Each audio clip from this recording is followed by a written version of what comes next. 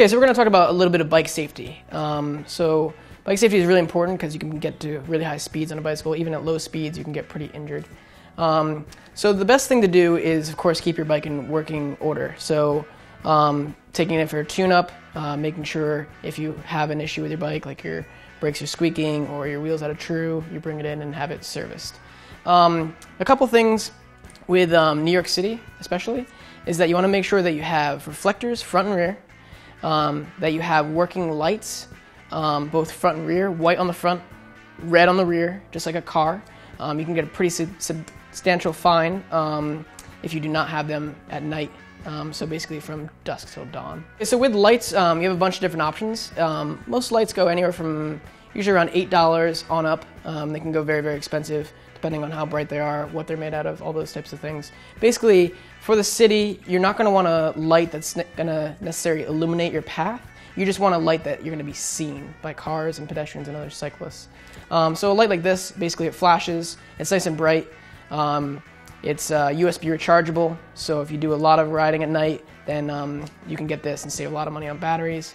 It's just really nice to have in your backpack all the time, just in case you're out and it gets dark.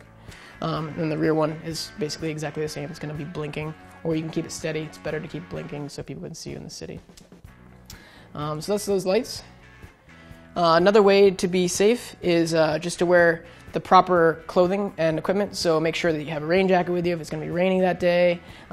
Make sure you have fenders on your bike if you're going to be riding in the rain, or if you're going to be riding maybe in a winter day when there's like slush and snow and things like that. So you're not going to get wet and cold and get sick.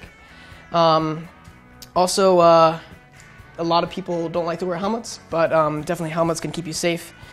Okay, so you want to make sure that you have, you can take 2 fingers, put it above your eyebrow, and that's how low the helmet will be. You don't want it far back like that, because then you're going to lose your short-term memory, and you also don't want to have it on backwards.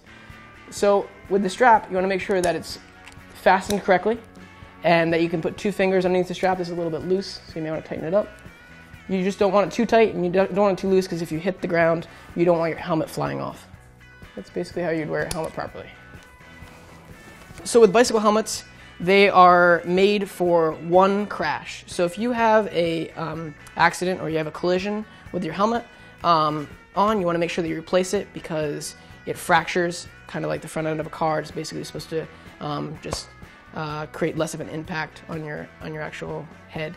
So make sure you replace those. Also, if your helmet is over 3 years old, it needs to be replaced. The foam that it's made out of breaks down after 3 years, and it's pretty much useless if you have it on. Also, something else that you want to look out for when you're in the city is you want to make sure that you're looking for doors that are going to swing open. That can be really, really dangerous. Has caused some fatalities and many, many injuries. Drivers and also passengers of cars just don't realize that they're throwing their door open and could potentially injure you very badly.